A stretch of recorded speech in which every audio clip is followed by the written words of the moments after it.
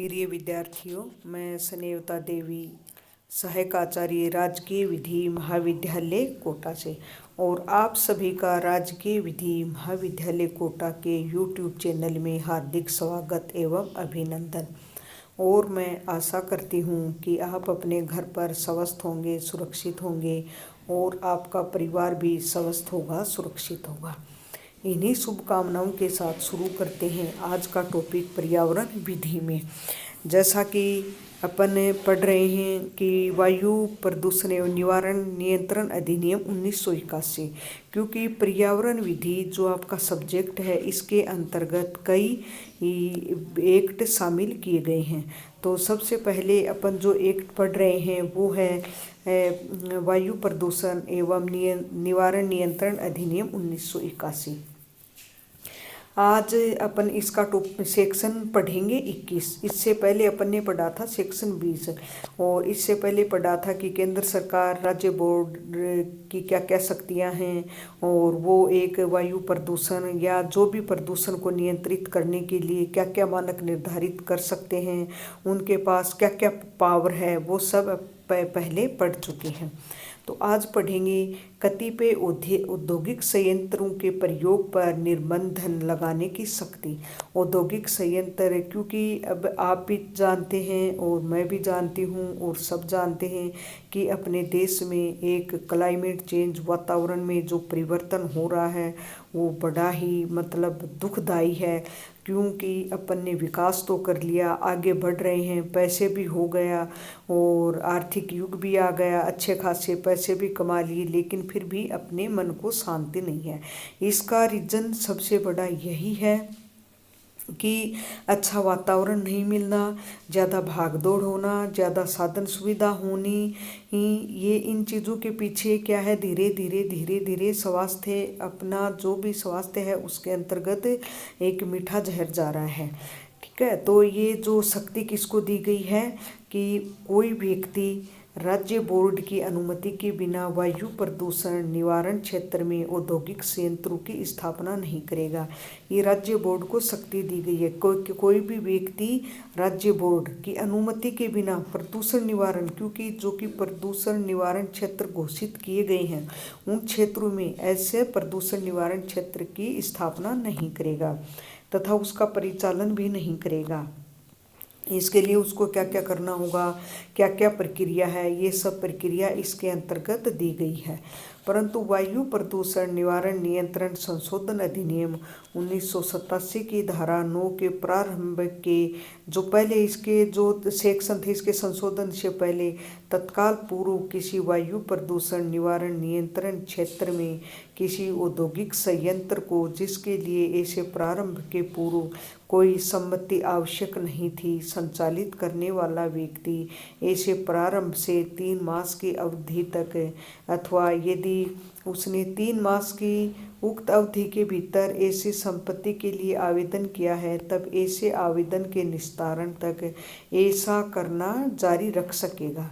यदि कोई सम्मति प्रदान नहीं की जाती है तो उस संयंत्र का संचालन स्थगित करना पड़ेगा। इसके अंतर्गत ये समझा दिया गया है कि इससे पहले क्या था, उससे पहले लेनी होगी, क्या क्या नहीं लेनी होगी, ये सब कितने महीने के अंतर्गत, 3 मास के अंतर्गत, ये सब इसके अंतर्गत दिया गया है। राज्य बोर्ड की सम्मति के बिना दिया गया आवेदन, राज्य बोर्ड की सम्मति के लिए राज्य बोर्ड की सहमति लेने के लिए कि भाई यह औद्योगिक संयंत्र स्थापित कर सकते हैं, इसके लिए क्या क्या है। सम्मति के लिए दिया गया आवेदन, ऐसी फीस वगैरह जो विहित की जाए, क्योंकि प्रत्येक एक फीस लगती है, जो भी है वो देनी होगी, और एक विहित प्रारूप में एक आवेदन किया जाएगा। क्या किया जाएगा? विहित प्रारूप में आवेदन किया जाएगा। आवेदन के साथ जो फीस वगैरह है वो दी जाएगी। फिर औद्योगिक संयंत्र का नियंत्रण जो विहित किया जाए अंतर्विष्ट करेगा। सम्मति के लिए आवेदन पत्र प्राप्त होने की तारीख से 4 महीने की अवधि के भीतर लिखित में आदेश द्वारा, आदेश में जो भी लिखित में आदेश दिया जाएगा 4 महीने के अंतर्गत, और उसमें कारण अभिलिखित किए जाएंगे, और ऐसी अन्य कोई शर्त जो भी है उस अवधि के लिए आदेश में उसमें दर्शा दी जाएगी। राज्य बोर्ड उसकी सम्मति दे सकेगा तथा सम्मति देने से इनकार, राज्य बोर्ड समस्त डॉक्यूमेंट्स वगैरह देखने के बाद या तो राज्य बोर्ड उनको अनुमति दे देगा या राज्य बोर्ड उनको अनुमति से इनकार कर देगा कि भाई ये जो जो कमियां हैं आपको आप या पालन नहीं कर रहे हो, जो भी है कमी है उनके कारण आपको ये अनुमति नहीं दी जाएगी। सम्मति को निरस्त करने या पुनः सम्मति को मतलब नामंजूर करने से पहले संबंधित जो भी व्यक्ति है उसको सुनवाई का अवसर दिया जाएगा।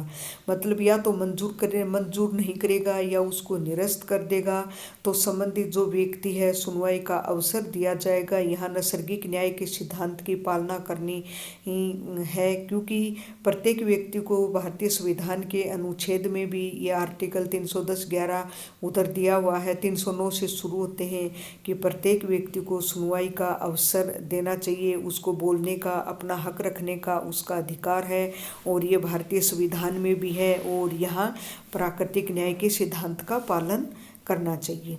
गया कि सम्मति के निस्तारीकरण या पुनः सम्मति देने से नामंजूरी को मनमानीपूर्ण कार्य नहीं होना चाहिए। इसमें नैसर्गिक न्याय के सिद्धांत का अनुसरण करना ही पड़ेगा। फिर क्या है, जिस व्यक्ति को राज्य बोर्ड द्वारा सम्मति प्रदान की जाती है उससे कुछ शर्तों का पालन करने की अपेक्षा की जाएगी कि भाई जिसको सम्मति दी गई है ठीक है, लेकिन उसको कुछ शर्त या कुछ नियम कि आपको ये इस शर्तों के तहत, इन नियमों के तहत इनकी पालना करनी पड़ेगी, की जाती है। जो भी कि ऐसे विनिर्देशों के नियंत्रण पर उपसकर मतलब जो भी उपकरण वगैरह हैं जिसे राज्य बोर्ड इसके लिए अनुमोदित करे उस परिसर में स्थापित तथा संचालित किए जाएंगे जहां उद्योग चलाया जाता है या चलाए जाने के लिए प्रस्तावित है।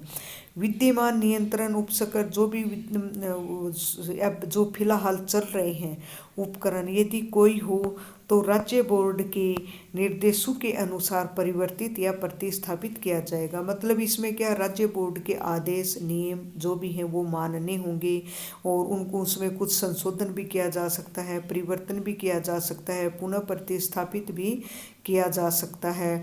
नियंत्रण उपसकर सभी नियंत्रण उपकरण जो भी हैं सभी समयों में अच्छी स्थिति में रखा जाएगा कि भाई अच्छे होने चाहिए। क्यों, जैसे जैसे ज़्यादा पुराने होते जाते हैं नियंत्रण और उनसे ज़्यादा प्रदूषण होने की संभावना रहती है, उनको धीरे धीरे चेंज करना चाहिए।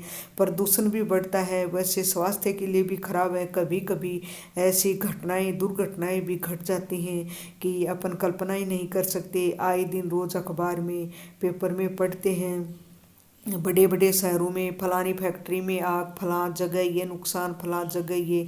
तो वो समस्त क्या कारण है, समय समय पर जो भी उपकरण लगे हुए हैं उनकी देख रेख न करना, उन पर अच्छे से ध्यान न देना।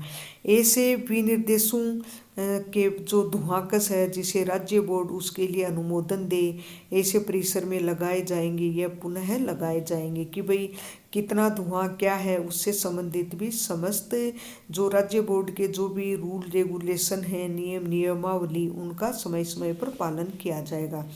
ऐसी अन्य शर्त जिसे राज्य बोर्ड इसके लिए भी निर्दिष्ट करे, अन्य ऐसी कोई भी शर्त जो कि राज्य बोर्ड उनको समय समय पर दे और जो भी आदेश हों उनकी पालना करें। शर्तों का पालन ऐसी अवधि में किया जाएगा जैसे राज्य बोर्ड उसके लिए भी निर्दिष्ट करे। मतलब जो शर्त हैं उनका पालन भी ऐसी अवधि, ऐसी समय में किया जाएगा। वो राज्य बोर्ड समय समय पर उनको देता रहे कि इतने समय के अंदर ये उपकरण बदलने हैं, इतने समय के अंदर इनकी देख रेख करनी, ये जो भी है उसके अंतर्गत। तो इस पर कभी कभी क्या है आपके सेमेस्टर में और शॉर्ट नोट पूछा जाता है। और तो आपको मैं आशा करती हूँ कि ये टॉपिक भी आपके समझ में आया होगा। इन्हीं शुभकामनाओं के साथ आप सभी को धन्यवाद।